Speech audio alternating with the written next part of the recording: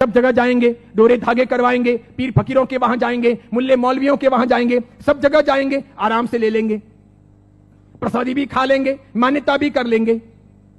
शिरडी के साईं बाबा को बहुत लोग मानते हो, जिनके इतिहास को 100 साल अभी पूरे हुए ईस्वी सन 2018 में। ईस्वी सन 1918 में इन्होंने शिरडी में समाधि ली थी, ऐसा कहा जाता है। 100 साल इनकी समाधि को पूरे हुए। कई लोग इनको भगवान मानते हैं, कई लोग इनको चमत्कारिक देव मानते हैं, कई लोग इनको महापुरुष मानते हैं, वहां जाते हैं और मत्था टेकते हैं। जरा सुनिए ये कौन थे। मेरा दावा है, हिंदू हो या जैन हो, जो इनको मानते हैं, उन 100 में से 99 लोगों को भी ये पता नहीं है कि ये कौन थे। 99 लोगों को भी ये पता नहीं है कि ये कौन थे, कौन है, इन्हें क्यों लाया गया, ये 99 को पता नहीं। बेवकूफी की पराकाष्ठा देखो, जब पता नहीं और मानते हैं, पता नहीं और स्वीकार करते हैं, पता नहीं और पूछते हैं। बहरुद्दीन पिंडारी नाम का एक व्यक्ति था, ये अफगान से यहां आया था, ये पिंडारी जाति का था। ये मैं तब की बात कर रहा हूं जब औरंगजेब का खात्मा हो चुका था और मुगल साम्राज्य समाप्ति की ओर आगे बढ़ रहा था। धीरे धीरे मराठाओं ने अपना वर्चस्व जमा लिया था और वे हिंदू साम्राज्य की स्थापना के लिए बहुत मजबूती के साथ में आगे बढ़ चले थे। भारत के अंदर, भारतवर्ष के अंदर, अखंड हिंदुस्तान में जोरदार हिंदुत्व साम्राज्य का, हिंदू साम्राज्य का विस्तार होने जा रहा था। ये मैं तब की बात करता हूं। ये पिंडारी लोग लुटेरे हुआ करते थे। ये पूरी अफगान की जाति लूटने फाटने के लिए यहां पर आई थी। मुगलों के काल के अंदर इसने अच्छी खासी मात्रा में जगह जगह लूटपाट की थी। हिंदुओं को टारगेट बनाना, उन्हें लूटना, उनके पैसों को छीनना, उनकी बहन बेटियों को छेड़ना और पसंद आ जाए तो उनकी बहन बेटियों को उठा लेना, ऐसे इनके कर्तव्य हुआ करते थे। 1838 में इस बहरुद्दीन का माफ कीजिएगा, 1838 में इस बहरुद्दीन का जन्म हुआ और यह आगे बढ़ा। उसके बाद में एक फिल्म आई, वो हिंदी फिल्म थी। उस फिल्म को जगह जगह पर दिखाया गया षड्यंत्र के आधार पर। फिल्म में यह बताया गया, औरंगजेब के मरने के बाद पहली बार जब बोलने वाली फिल्में आई, पहली बार जब फिल्म आगे बढ़ी, वो ब्लैक एंड व्हाइट मूवी, जब फिल्मों का जमाना आया, तब यह बताया गया कि ये बहरुद्दीन पिंडारी तो बहुत अच्छा आदमी, बहुत अच्छा आदमी, और ये पिंडारी जाति के लोग तो देशभक्त हैं, देशद्रोही नहीं, ऐसा बताया गया। बावजूद इसके इस बहरुद्दीन ने जगह जगह डकैतियां करना, लूटना फाटना जारी रखा। बड़ी मात्रा में लोगों को तहस नहस करता रहा। इसने अपनी जिंदगी में कई सारी हिंदू महिलाओं के, कन्याओं के बलात्कार किए, कितना ही सारा नुकसान पहुंचाया। अंततः जब धीरे धीरे मराठा साम्राज्यों के सामने, उधर झांसी की रानी, झांसी के अंदर लक्ष्मीबाई लोहा ले रही थी, उस वक्त अंग्रेजों का आगमन हुआ। अंग्रेजों को यह बहरुद्दीन बहुत नागवार गुजरा। इन्होंने जैसे तैसे करके इस बहरुद्दीन को भगाने के लिए, पकड़ने के लिए खूब कोशिशें की। यह बहरुद्दीन बेस बदल करके भागता हुआ अहमदनगर आया, जिसे नगर कहा जाता है, महाराष्ट्र का बहुत बड़ा एक शहर है। अहमदनगर आया और सुनिए, इतिहास ये कहता है कि यह बहरुद्दीन पिंडारी अहमदनगर के अंदर एक वेश्या के घर रहा। उस वेश्या को अपना बना करके उसने वहीं पर अपना आशियाना बना लिया वेश्या के साथ। आगे जाकर उसने शादी की या नहीं की, इसका कोई सबूत नहीं। वेश्या के साथ रहते रहते 2 संतानों का जन्म हुआ। एक था लड़का जिसका नाम रखा गया चांद मियां। बहरुद्दीन ने अपने बेटे का नाम रखा चांद मियां। थोड़ा बड़ा हो जाने के बाद में बिना पढ़ाई लिखाए इस चांद मियां को अपनी डकैतियों में जासूसी के तौर पर बहरुद्दीन पिंडारी ने उपयोग करना प्रारंभ किया। जगह जगह ये चांद मियां, छोटा सा बालक, एक चद्दर लेकर के भिखारी के तौर पर फटे पुराने कपड़े पहन करके अलग अलग जगह पर बैठता, बाजारों में बैठता, आए गए माल की वगैरह बातमियां लेता, किसके घर में क्या आ रहा है जा रहा है ऐसी कोशिश करता, और समय समय पर कभी दिन में, 2 दिन में, 5 दिन में, 10 दिन में अपने पिताजी को, बहरुद्दीन को समाचार पहुंचाता कि आज इस घर में इतना माल आ रहा है या यहां इतना सामान आया है। और इस प्रकार डकैतियों का मामला आगे बढ़ता कि यहां कोई सुरक्षा के प्रबंध नहीं होते हैं, कोई पहरेदार नहीं होते हैं, ये चीज चलती रहती। अंततः परेशान होकर शंकाओं के आधार पर अंग्रेजों ने बहरुद्दीन को तो भगाया, आगे जाकर वो अफगान चला गया, उसकी मौत भी हो गई। चांद मियां, उसका बेटा, छिप छिप करके रहने लगा, बड़ा होता गया। एक दिन अंग्रेजों ने उसे पकड़ा, जेल की सलाखाओं के पीछे डाला। 8 साल तक ये चांद मियां जेल में रहा, अंततः यह छूटा। मराठा ताकत के साथ में अंग्रेजों का मुकाबला कर रहे थे। झांसी की रानी भी किसी भी हालत में अंग्रेजों को घुसने नहीं दे रही थी। अंग्रेजों को लोकल गुंडे चाहिए थे इन लोगों के सामने लड़ने और इनको परेशान करने के लिए।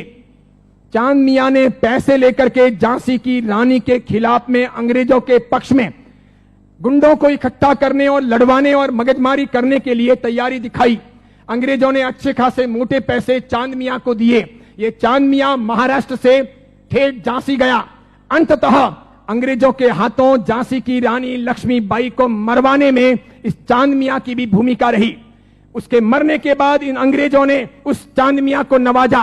कालांतर के अंदर एक नया नुस्खा अपनाने के लिए वो चांद मियां झांसी से आकर के शिरडी पहुंचा।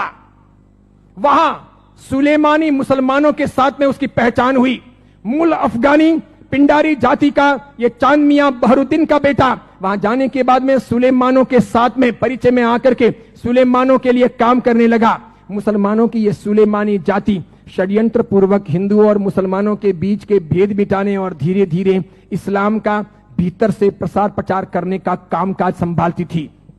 ये स्लो पॉइजन देकर के धीरे धीरे लोगों को मुसलमान बनने के लिए अलग अलग तौर तरीकों से कब्रों पर ले जाने या फिर अलग अलग दरगाहों पर ले जाने, उन्हें बदलने, उन्हें चमत्कार दिखाने के तौर पर परिवर्तित करने का काम करती थी। उनको ये चांद मियां मिल गया। वहां इसके लिए एक मस्जिद बनाई गई। मस्जिद का नाम हिंदू रखा गया, इस्लाम की मस्जिद नहीं रखी गई। लोगों को भ्रमित करने के लिए मस्जिद का नाम इस्लाम नहीं रखा गया, मस्जिद का नाम हिंदू के तौर पर रखा गया। इस इंसान ने अपनी जिंदगी में कभी कुछ काम किया हो, कोई साधना की हो, कोई धर्म चलाया हो, कोई धर्म ग्रंथ लिखा हो, कोई बहुत बड़ा व्यापक काम किया हो, ऐसा एक भी उल्लेख आज तक भारतीय इतिहास में नहीं है। सुनिएगा, यही चांद मियां सुलेमानों के परिचय में रहने के बाद धर्म परिवर्तन करवाने, चमत्कारों के आधार पर लोगों को भरमाने के लिए साई बाबा बनाए गए। इसी चांद मियां का नाम आगे हुआ साई। किसने नाम दिया? सुलेमानों ने।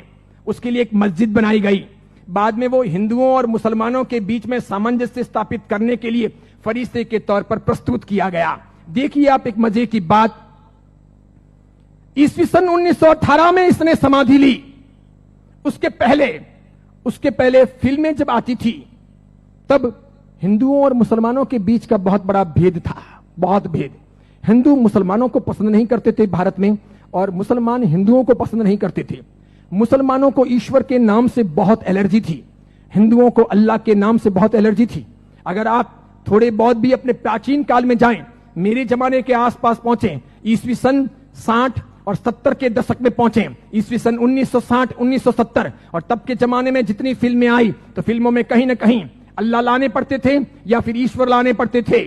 बिना उनके काम चलता नहीं था। इन फिल्मों के आधार पर ही फिल्में हिट होती थी, फिल्में चलती थी। उस समय मात्र लटके मटके लेना, कमर को नचाना, ठुमके लेना और उससे फिल्म चल जाएगी, ऐसा होता नहीं था। उस जमाने का जमाना ऐसा था नहीं कि आज की हीरोइनें चल जाएं, थोड़े बहुत लटके मटके लें और फिल्म रातों रात कम कपड़ों के आधार पर फेमस हो जाए, ऐसा था नहीं। उस जमाने का कल्चर ऐसा था कि कहीं ना कहीं रिलीजियन, धर्म बीच में लाना पड़े। अल्लाह लाओ तो हिंदू नहीं देखेंगे, ईश्वर लाओ तो मुसलमान ऐतराज करेंगे। और देखो मजे की बात, अधिकांश प्रोड्यूसर मुसलमान थे। अधिकांश पाकिस्तान से, सिंध से, पंजाब से और कश्मीर से आए हुए हीरो और हीरोइन ये भी मुसलमान थे। लेकिन नौबत ये थी कि ये मुसलमान हिंदुस्तान के बाजार में अपने असली नाम से चल नहीं सकते, और इसीलिए दिलीप कुमार मुसलमान, उसको अपना नाम बदलना पड़ा। मीना कुमारी मुसलमान, उसको अपना नाम बदलना पड़ा। सुरैया देवानंद से शादी करना चाहती थी, लेकिन मुसलमान होने के नाते स्वीकार नहीं किया गया। पिता ने अनुमति नहीं दी कि हिंदू के साथ शादी नहीं हो सकती, उसे भी अपने नाम बदलने पड़े। 15-20 से अधिक ऐसे हीरो हीरोइन हैं 1960, 1970 और 1980 के दशक के, 1960, 1970 और 1980 के दशक के जिन मुसलमानों को मार्केट में चलने के लिए, स्ट्रेटेजी बनाने के लिए अपने नाम बदलने पड़े। वो मुसलमान थे, उनको हिंदू दिखावा करना पड़ा। इधर देखो, जावेद अख्तर हो, सलीम खान हो, नौशाद हो और महमूद खान हो, ये सभी ऐसे प्रोड्यूसर थे जो जन्म से मुसलमान थे, इरादे से मुसलमान थे, हैं भी, इसके सिवाय अन्य अन्य आए और इन लोगों को अपनी फिल्में चलानी थी। इन लोगों ने एक तौर तरीका चलाया कि मुसलमान होने के नाते हिंदुत्व का समर्थन कर नहीं सकते और हिंदू देवी देवताओं को अपने को भ्रष्ट बताना है, क्योंकि आप पुरानी फिल्में देखिए और आज की फिल्में देखिए, किसी भी अल्लाह को कभी गाली नहीं दी जाती, किसी मस्जिद के ऊपर सवाल नहीं किए जाते, कभी कुरान के बारे में कुछ बोला नहीं जाता, लेकिन हिंदू देवी देवताओं की फिल्मों में मजाक होगी। किसी भी हिंदू देवी देवता को मानने वाले पंडित पुजारी को भ्रष्टाचारी, नालायक, रैप करने वाला बताया जाएगा, लेकिन किसी पादरी को, किसी भी मौलवी को रैप करने वाला या भ्रष्ट काम करने वाला नहीं बताया जाएगा। ये सब योजनाएं थी, वो मुसलमान प्रोड्यूसरों ने आगे बढ़ाई। बढ़ाते बढ़ाते उन्होंने वहां बढ़ाई कि उन्होंने देखा कि किसको लाया जाए। तब उन लोगों को साईं बाबा को लाना ठीक लगा कि ये है तो मुसलमान, लेकिन हिंदुओं के बीच में खप जाएगा, है मुसलमान, हिंदुओं के बीच में बिक भी जाएगा, है मुसलमान, हिंदू मुस्लिम के बीच में अपना रास्ता अच्छा सा तय करवा देगा। तो पहली आई 1977 में फिल्म अमर अकबर एंथोनी। ऋषि कपूर ने उसमें इस साईं बाबा के नाम पर एक लाजवाब गीत गाया, हाथों हाथ वो बिका। फिल्म बहुत चली, देखो आप, फिल्म हिट हुई, बाबा भी हिट हो गए। फिल्म हिट हुई, बाबा भी हिट हो गए। मुझे यह बताओ, साईं बाबा का कौन सा धर्म ग्रंथ है? उन्होंने अपनी जिंदगी में, ये चांद मियां ने जो 8 साल तक जेल रहे, पिताजी के लिए जासूसी का काम किया, अंग्रेजों के हाथों बिके, झांसी की रानी लक्ष्मीबाई को मरवाने में जिसकी भूमिका रही, मराठाओं को बदनाम करने के लिए उसने बहुत काम किया, मराठाओं के स्वाभिमान को तोड़ने के लिए उसने बहुत काम किए, बहुत काम किए, क्योंकि मराठा एकदम पक्के कट्टर हिंदुत्ववादी, उन्हें यह मंजूर नहीं था, तो उनके स्वाभिमान को ठेस पहुंचाने के लिए उसने बहुत काम किए। और उस आदमी को रातों रात साईं बाबा बना दिया गया, महिमा मंडित कर दिया गया। कैसी जोरदार ये सेल्स पॉलिसी थी, हाथों हाथ बाजार में बिके। कैसे बिके कि जब पहली बार 1918 में इन्होंने समाधि ली, तो 1918, 1919, 1920, 1921, 1922 का ऑडिट देखिए, तो इनके शिरडी के साईं बाबा मंदिर का ऑडिट का आमदनी का स्रोत है 1800 रुपए, 2000 रुपए, 2500 रुपए, आखिर में है 3200 रुपए। 1918 से 1925 के बीच में 3200 रुपए की आमदनी वाले ये बाबा क्या हिट हुए, और पागलों की तरह हिंदुओं ने और जैनों ने कितना उनको हिट किया, कितने वो वहां गए, कितने मत्थे टेके और कितना पैसा बर्बाद किया कि आज शिरडी के साईं बाबा के मंदिर की वार्षिक आमदनी है 371 करोड़, 371 करोड़।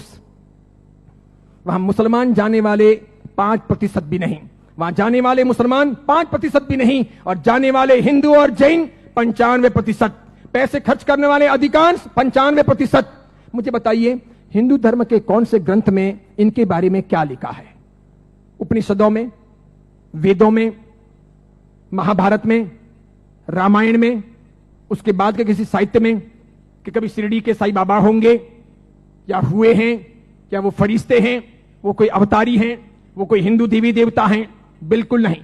लेकिन हिंदू धर्म को भ्रष्ट करने, उनको बहलाने फुसलाने के लिए काम किया गया और ये सफल हो गया, सफल हो गया, हाथों हाथ ये बिक गए। आज तो देखिए, आज हिंदुस्तान के अधिकांश हिंदू मंदिरों में हिंदुओं के देवी देवता छोटे हो गए हैं, साईं बाबा बड़े हो गए हैं। हिंदुओं के देवी देवता साइड में हो गए हैं, साईं बाबा प्रमुख हो गए हैं। हिंदुओं के देवी देवता कम कमाऊ हो गए हैं, साईं बाबा अधिक कमाऊ हो गए हैं। जिसको भी अपनी दुकानदारी चलानी हो और भगवानों के नाम पर, देवी देवताओं के नाम पर पैसा कमाना हो, साईं बाबा की मूर्ति ला दो। आप भी प्रयोग कर सकते हो, दुकान बराबर नहीं चलती हो तो दुकान के बाहर बिठा दो, धनाधन उसका गल्ला अच्छा चलेगा, आपकी दुकान के गल्ले से भी अच्छा। बस ऐसी बात हो गई। चमत्कारों के तौर पर मुझे बताइए कि उन्होंने क्या किया, उनसे क्या हुआ? बताइए कि शिरडी जाने वाले सभी लोग अमीर हुए, सभी की गरीबी दूर हो गई, सब लखपति करोड़पति हुए, अरबपति हुए? क्या सभी के दुख दूर हो गए? जो जो वहां गए और हर साल जाते हैं, क्या वो बीमार नहीं पड़ते?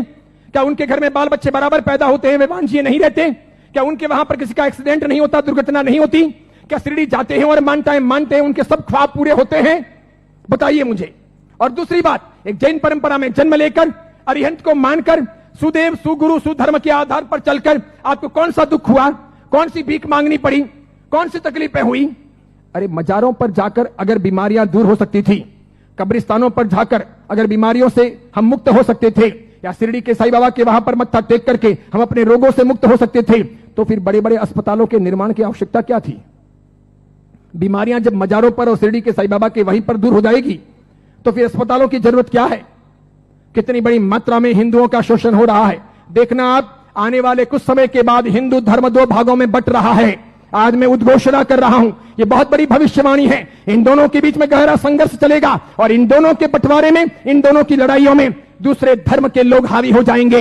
वे अपना रास्ता तय कर लेंगे और इस प्रकार उनका षड्यंत्र सफल हो जाएगा। आगे जाकर के अब दो प्रकार के हिंदू आपको देखने को मिलेंगे। हिंदू धर्म दो भागों में बंटेगा, एक साई भक्त हिंदू, दूसरे सनातनी हिंदू।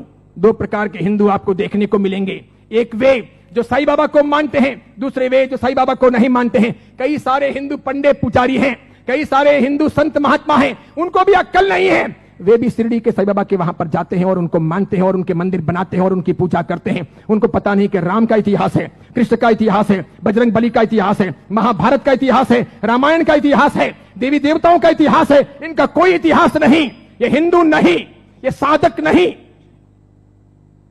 जैन साधु साध्वी भी शिरडी जाते हैं तो यदा कदा दर्शन करने के लिए वहां चले जाते हैं और कर्म फोड़ के चले आते हैं। कितने बेशर्म होते हैं ऐसे जैन साधु साध्वी। क्यों उन्होंने पंच महाव्रत लिए हैं? क्यों उन्होंने सफेद कपड़े पहने हैं? मैंने कितने ही अलग अलग अपने संप्रदायों के जैन साधु साध्वियों को यात्रा के दौरान शिरडी जाते हुए देखा। वहां जैन मंदिर भी है, उपाश्रय भी है, स्थानक भी है, और उसके बाद में कभी न कभी वहां के श्रावकों को कहकर या अपने चेले चपाटियों को साथ में लेकर वे शिरडी के साईं बाबा के मंदिर में दरबार में चले जाते हैं। जिस इंसान ने बलात्कार किया हो, डकैतियां की हो, चीना झपटी की हो, जिसने झांसी की रानी को मरवाया हो, जिसने हिंदुत्व का नाश किया हो, जिसका ऐसा कामकाज रहा हो, उसको रातों रात फरिश्ता बनाया गया हो और उसे हम पूजे। ये कौन से देवी देवता हुए? ये कौन सा चमत्कार हुआ? ये क्या क्या साधना के उच्चतम बिंदु हुए? बताइए, आदर्श कहां है? नैतिकता कहां है? योग्यता कहां है? बहुत सारे लोग ख्वाजा मोइनुद्दीन चिश्ती की दरगाह पर जाते हैं।